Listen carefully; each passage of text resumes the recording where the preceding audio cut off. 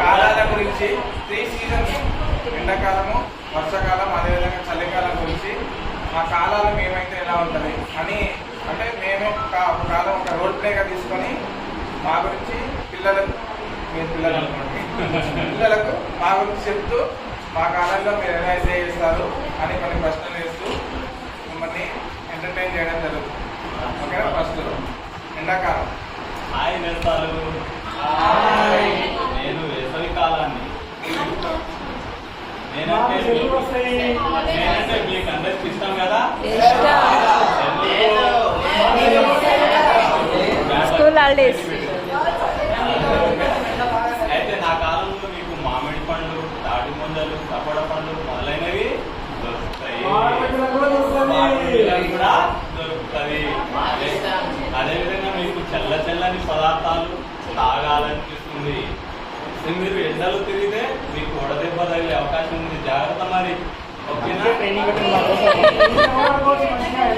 Hello పిల్లలు, నేను మీ వర్షాకాలాన్ని.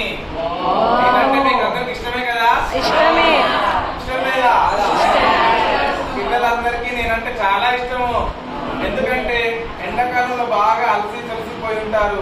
వెంటనే నేను రాగానే మీరు అందరూ ఏమంటారు? అయిపోతారు, హాయిగా చిల్ అయిపోతారు. సారీ చెప్తున్నారు. మరి నేను జూలై, ఆగస్టు నెలలో బాగా దంచికొట్టి తర్వాత సెప్టెంబర్ నెల కల్లా కొంచెము తగ్గుతూ వస్తాను.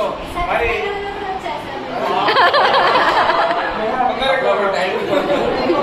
మరి వర్షాకాలంలో మరి వాగులు, కాలువలు, పంటలు, నదులు, చెరువులు, సముద్రాలు ఇవన్నీ కూడా నా వల్ల నిండిపోతాయి. వెంటనే పిల్లలందరూ ఏం చేస్తారు?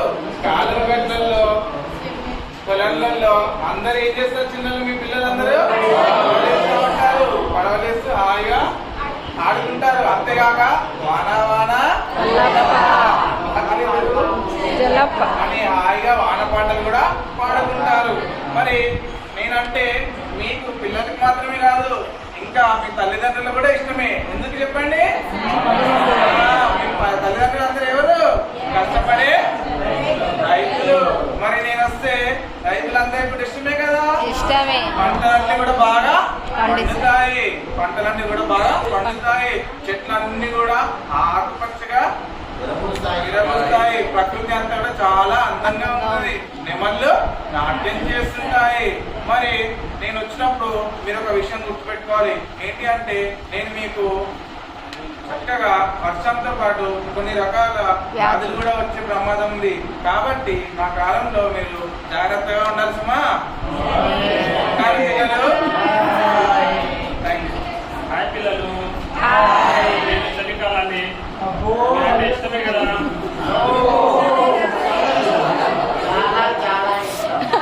నేను అక్టోబర్, నవంబర్ నెలలో వస్తుంటాను.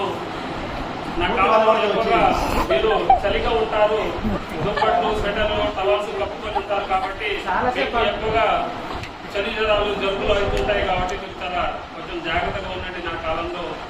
నా కాలంలో ఇంకా మామిడి పూతలు పూస్తుంటాయి, కోయిలా పూతలు వేయడం, పువ్వులు పూతలు వేయడం మొదలు పెడుతుంది.